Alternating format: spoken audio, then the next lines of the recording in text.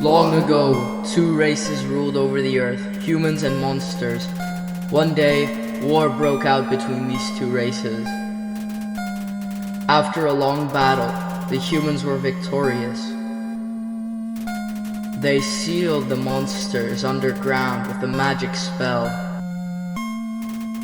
Many years later,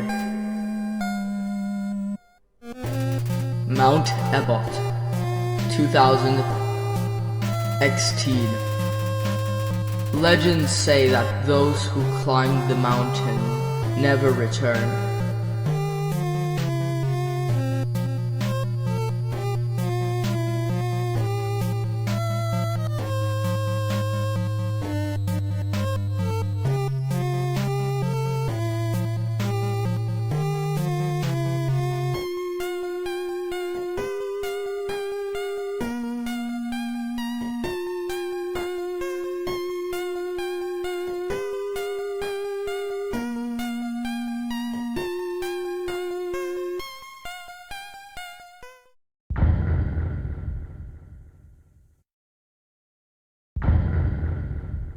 Aw shit, Toby, what's the name of the game again? I forgot.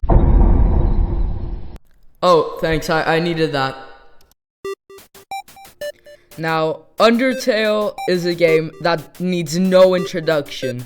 And if it does, close this video, go to Steam, spend $10 to buy Undertale right fucking now, or I will break your kneecaps, you understand? Phew, I almost lost my cool there. Anyways, I trust that everyone has played Undertale, if you're watching this video. If you're not, obviously, spoiler warning, spoilers will be ahead, as throughout this video I will be covering the gameplay, the story, and the characters of Undertale. And before we get the video started, what's that? Hey, psst, hey, you wanna hear a secret? Come closer. Closer. A little bit closer. You're nearly there. Hey, did you know that 90% of my audience is not subscribed? You should really change that. Hey, wait, why are you running away? Why are you running away? No, subscribe now!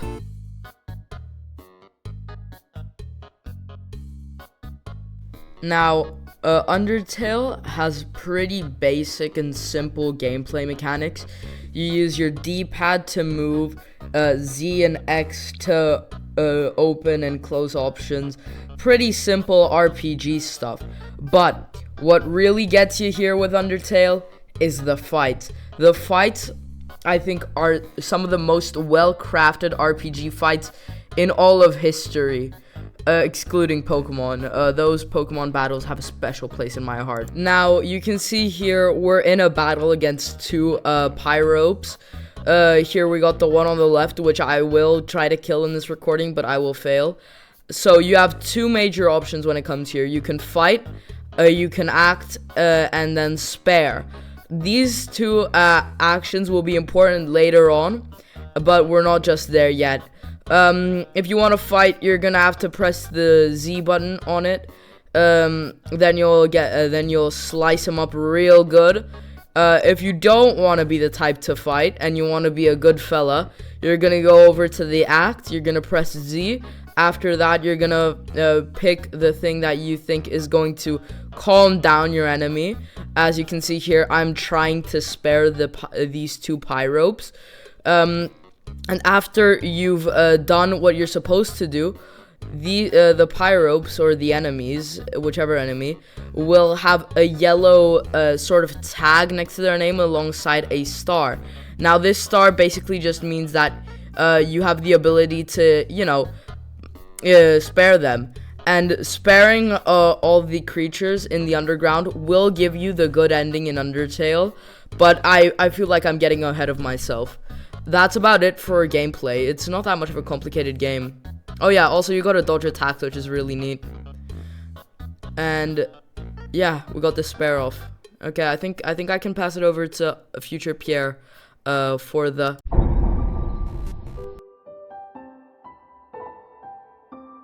Now, a lot of people like me know Undertale because of the characters.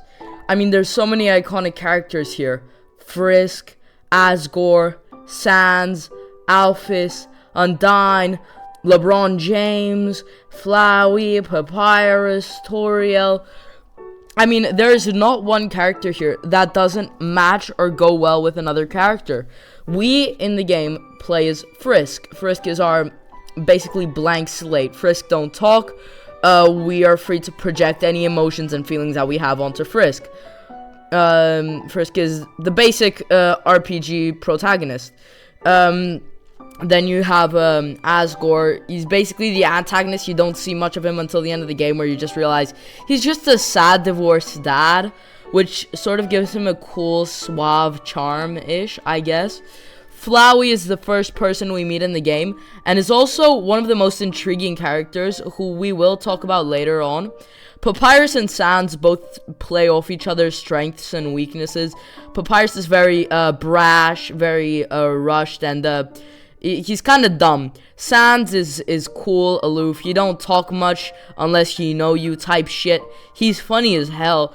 I would have to credit Undertale, specifically Sans, for giving me half my humor. And Toriel is our basic, starter character. She tells us what to do, how to do it. She teaches us the mechanics. Then you have Alphys and Undyne, who are one of my favorite pairings in Undertale. Alphys is a shy, nerdy, cool character, while Undyne is more like Papyrus, except she knows what she's doing. She's much more competent than Papyrus, and I just really love how those two play off each other. And I think it's time for the story of Undertale. Now, I'm gonna be 100% honest. I'm gonna try to drop some of the cheesy jokes and be myself for a minute. I think Undertale has one of the greatest stories of all time. Definitely one of the best stories in all of fiction. It genuinely is the best story that I could ever find. Now, I don't want to meat ride up on Undertale for too much, but I'm just going to be honest. I love the opening monologue and how it closes, which I won't spoil. But I also love the secrets that Undertale holds. If anyone's a true Undertale fan, warning, spoilers will be ahead. You will know that there is a secret in Undertale called the True Lab. If you make it to the True Lab and you see all those little details and read all of those entries, that is the most story-rich, it's the best world building in the whole of games. Every creature in Undertale, every NPC, every boss fight feels like they're a real human that could exist in the real world. Now, I'm going to read you some more of the Undertale story, and I'm going to put it all together in the cohesive Undertale timeline, or the most cohesive Undertale timeline that I could put together. Long ago, two races ruled over the earth, humans and monsters. One day, war broke out between these two races. After a long battle, the humans were victorious. They sealed the monsters underground with a magic spell. Many years later,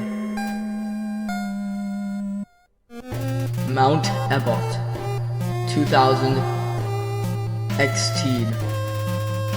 Legends say that those who climbed the mountain never return.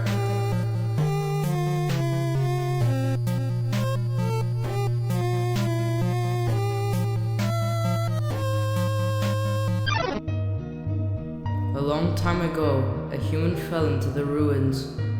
Injured by its fall, the human called for our help. Azrael, the king's son, heard the human's call. He brought the human back to the castle. Over time, Azrael and the human became like siblings. The king and the queen treated the human as their own child. The underground was full of hope. Then, one day, the human became very ill.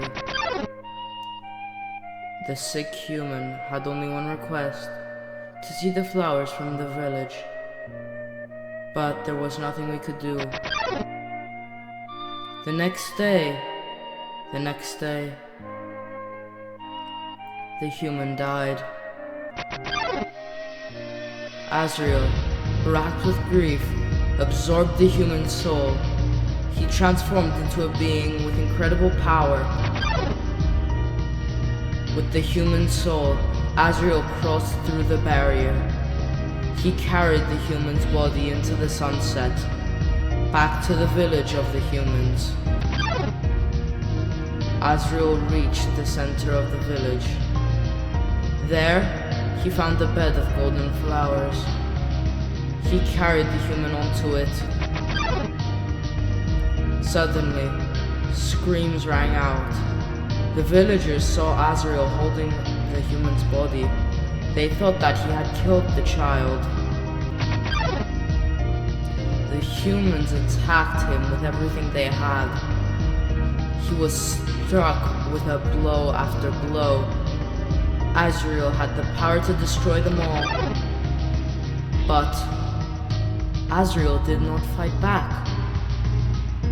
Clutching the human, Azrael smiled and walked away. Wounded, Azrael stumbled home. He entered the castle and collapsed. His dust spread across the garden. The kingdom fell into despair. The king and queen had lost 2 children in one night. The humans had once again taken everything from us. The king decided it was time to end our suffering. Every human who falls down here must die. With enough souls, we can shatter the barrier forever. It's not long now. King Asgore will save us all. Hope. You should be smiling. You should too. Aren't you excited? Aren't you happy? You're going to be free. The cool thing about Undertale here is that canonically, this is the most canon you get. After that, you split off into your paths. You have your genocide route, you have your pacifist route, and you have your neutral route. Now, whichever you pick, the end of the story will be different. If you pick the pacifist route, all of your friends will come back and stay there and be there with you at the end, looking over a hilltop, all majestic-like.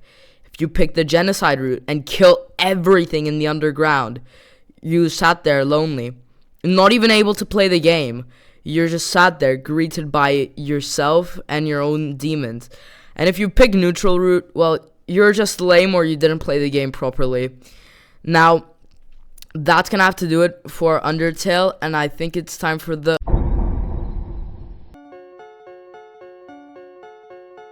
So, at the end of the day, is Undertale the best video game of all time? Well, I can't really say.